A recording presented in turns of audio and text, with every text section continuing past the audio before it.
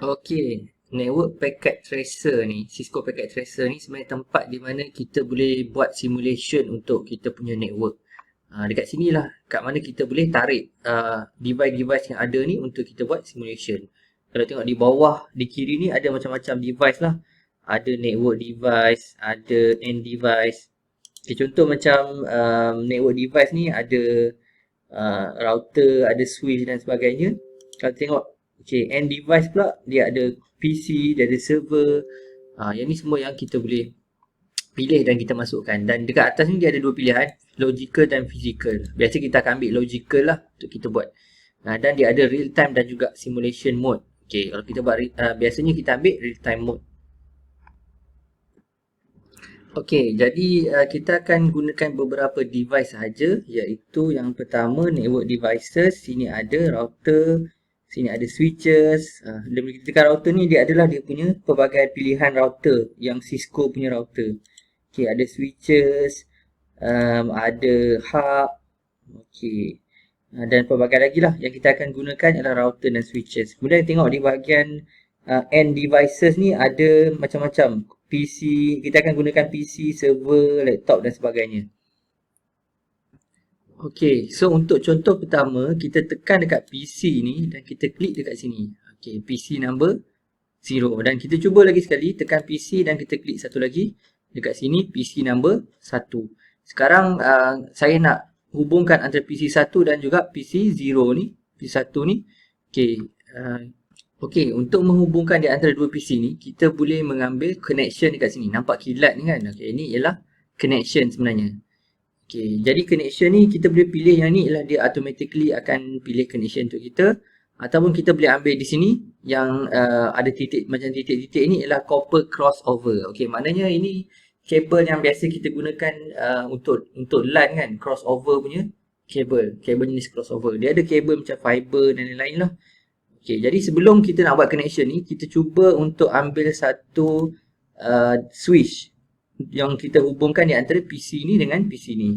Kita tekan dekat switch dulu dan kemudian kita letak di sini. Kita tarik switch ni dan letak di sini. Okay, kita letak di sini.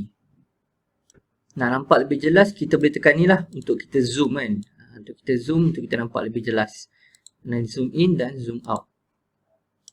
Okey, jadi pertama sekali saya nak hubungkan antara PC ni dengan switch. Okey, macam kita tahu kita pilih connection yang kilat ni kan. Maknanya ni ialah connection lah, kabel-kabel yang kita boleh pilih. Okey, mula kita kena tahu apa beza di antara crossover dan juga straight through copper cable ni. Dua-dua ni ialah kabel Ethernet lah, kabel LAN yang kita gunakan. Jom kita pergi tengok. Okey, kalau kabel straight through ataupun straight through tadi, kabel tu dia ialah untuk device yang berlainan. Maknanya macam daripada switch nak pergi ke router, dia device lain-lain kan. Switch ke komputer, komputer kepada switch, kita guna straight through. Kalau daripada device yang sama macam switch ke switch, hub ke hub, router ke router, PC ke PC, dia adalah crossover cable. Okay, jadi kita pergi balik dekat kita punya packet tracer. Kita nak ambil crossover cable ataupun straight through cable. Okay, disebabkan device ni dengan ni berlainan, jadi kita ambil straight through cable. Mula-mula kita tekan dekat device yang pertama, tekan dia, kita pilih fast ethernet. Okay, then kita tekan kepada device yang kedua. Bila kita sampai kat sini, dia tunjuklah dia punya MAC address dia berapa, kemudian port-port yang ada, port-port kosong yang kita boleh cocok kita punya device ni. Okay, contoh saya cocok kat sini, saya ambil fast ethernet 0, 1. Okay, port nombor 1, saya tekan ni. Okay. Hijau ni maknanya interface dia. Maknanya daripada sini interface dia dah green, dah jalan. Tapi daripada sini belum lagi. Dia mengambil sedikit masa lah. Dia macam simulate, lepas kita pasang tu dia ambil masa sikit untuk dia mula jadi hijau. Okey. Kita nak cepatkan, kita boleh tekan dekat bahagian fast forward ni. Fast forward time. Okey, tekan fast forward time maknanya sekarang dah dia dah hijau dah. Okey, dia dah connection successful lah, dah hidup. Okey. Sekarang kita nak sama daripada switch ni kepada PC ni pula. Kita boleh ambil yang sama. Kita boleh ambil mana tadi? Straight through. Okay, tekan daripada sini. Sambung pula ke mana-mana port yang kosong lah. Contoh 24. Saya sambung ke PC yang pertama ini. Okay, kita ambil fast ethernet juga. Sini dia masih merah. Dan sini maknanya dah connect ni sini dah hijau, kita tunggu untuk dia jadi hijau. Kita boleh fast forward. Okey, maknanya sekarang dua-dua dah jadi hijau, dah connection ni dah berjalan.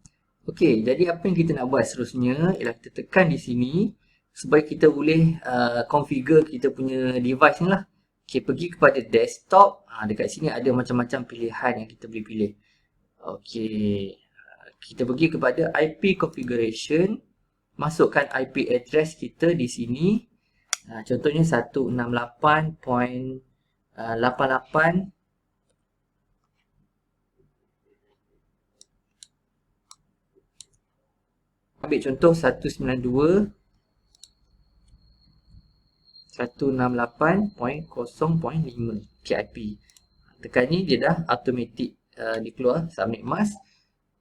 Okey. Interface fast ethernet yang kita pilih tadi.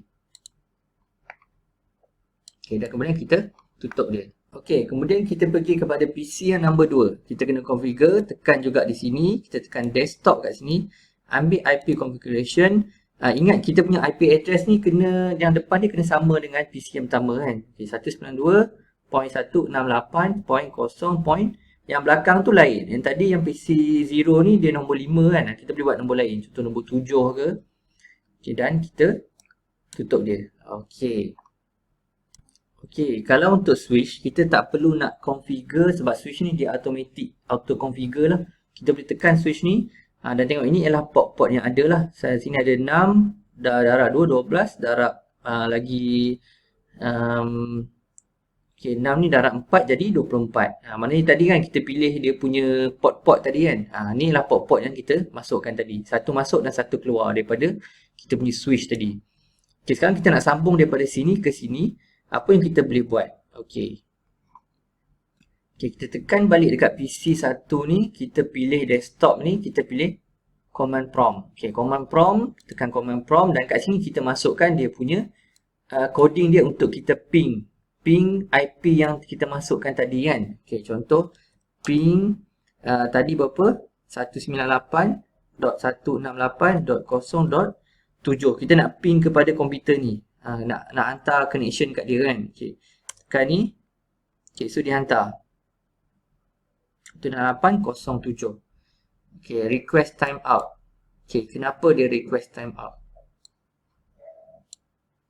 198.168.0.7. Okey, kita tengok balik dekat config sini. Kita tutup, kita pergi balik IP configuration 192.168.0.5. Nampak dia tak sama kat sini. Okey, kita copy ni. Ni contohlah saya buat. Okey, saya tutup dulu. Saya buka sini, saya tengok betul tak dia punya. Okey, maknanya saya gunakan number yang silap lah tadi. Kan? Sini sepatutnya inilah number yang kita nak ping. Okey. Jadi saya tekan sini balik, saya tekan balik command prompt, saya tekan balik ping, kemudian masukkan IP address tu 192.168.0.7. Okey. Dan saya dah dapat reply daripada komputer ni. Okey, dia dah ping. Okey, cuba kalau saya ping daripada sini pula. Okey, so kita pergi command prompt, kita tekan ping 162. Berapa tadi? 192.168.0.5 kan yang belah sini. Okey, cuba tengok ping. Saya pun dapat reply daripada komputer yang sebelah sini. Okey, kita dah try ping tadi. Sekarang kita nak cuba tengok simulation dia, macam mana dia punya pergerakan kan. Kita tekan pergi simulation dan kita tekan play kat sini. Nampak? So sebab tadi kita ping daripada dua-dua ni kan. So dia nampak lah pergerakan dia tu. Alright. Okey, so kita balik ke real time. Okey, sekarang kita nak tambah server pula kat dalam kita punya permainan ni kan. Permainan nama dia. Okey. So kita ambil end devices, kita cari server. Ada server sini. Okey, kita masukkan server dekat sini. Okey. So server ni kita kena connect dengan kita punya switch ni. Okey, mula-mula kita kena configure server kita sebelum kita boleh connect dengan dalam network ni. Okey, kita tekan dekat server. Kita pergi kepada bahagian desktop, sama je tadi, IP configuration. Kita masukkan IP address yang bahagian depan ni kena sama dengan semua komputer dalam network ni kan, termasuk switch. Tadi apa? 192.168.0.7. Okey, ni number dia kena lain lah yang belakang ni. Contoh saya ambil 10. Okey, saya tekan ni, subnet mask yang sama. Okey, dan selesai kat sini. Okey, itu untuk kita configure. Okey, kita dah configure server punya IP address. Kita tekan balik kan. Okey, configure IP address server. Dan kemudian kita pergi kepada dia punya web browser. Tengok. Okey, ini server punya web browser. Kita buka-buka dulu, tengok apa yang ada dalam server. Okey, desktop programming attributes. Kita pergi dekat bahagian service ni. Okey, ada server ni ada macam-macam jenis kan. HTTP, DHCP, macam-macam jenis server yang kita boleh gunakan lah. Sekarang kita nak tengok HTTP server yang standard, yang basic kita buka dalam internet kan. Okey. Kita tengok dekat sini, semua ni file-file yang ada dalam server HTTP. Biasa kalau index ni, apa yang website yang kita buka, dia akan buka index lah. So kita boleh edit file index. Okay, contoh saya nak edit file ni supaya dia keluar perkataan, bukan dia keluar okay, welcome to Haris server contohnya. Okay, kemudian saya tekan save. Okay, saya tekan alright, saya save dia sebagai index file tadi. Okay, kita tutup dulu. Okey, macam biasa saya boleh sambung saya punya server dengan saya punya switch ni menggunakan connection dekat kilat ni kan. Okey, kita boleh ambil ini ialah auto, dia akan pilih automatic. Contoh saya tekan sini, saya terus tekan kat sini, dia akan automatic pilih lah apa connection yang terbaik untuk kita punya connection ni. Okey, kita boleh, saya nak buat undo, saya pergi kat edit dan ada undo kat sini. Okey, saya nak ambil connection lain. Contohnya saya nak ambil copper ni. Kita tekan kat copper straight through tadi kan, sebab kita tahu dia server dengan switch ni device yang berlainan, so kita pakai yang straight through punya kabel. Okay, fast ethernet kita boleh connect ke sini dan kita pilih. Okay, kita boleh pilih port yang biasa fast ethernet ataupun kita boleh pilih gigabit. Okay, dekat dalam switch ni dia ada dua port untuk gigabit. Gigabit ni 10 kali ganda lebih pantas daripada fast ethernet yang biasa.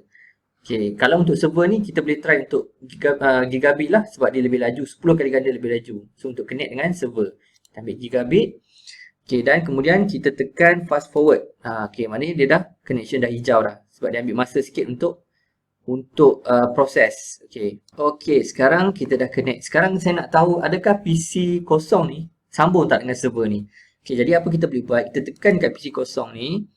Kita tekan desktop sini, kita tutup command prompt, kemudian kita pilih web browser. Sekarang kita nak buka web browser dekat dalam PC kosong. Tekan ni. Okay, kat sini kita boleh masukkan URL lah. Sekarang saya nak access kepada server ni dengan masukkan dia punya IP address dia tadi sebagai URL kan. Okay, tadi 192.168.0.10. Kita tekan go, tengok. Okey, ini tengok, ini apa yang saya tukar kat index tadi kan, file index tadi dia keluar kat sini, welcome to Haris server. Okey, jadi itulah kita nak testing connection di antara kita punya ni lah network yang kita dah simulate tadi. Okey, contoh ni sini tadi dekat bahagian mana saya ubah tadi, ingat tak? Kita pergi dekat config, kita pergi kat services, sini ada index HTML. Kalau saya tukar sini kepada okay, version 2 ataupun saya tulis selamat datang.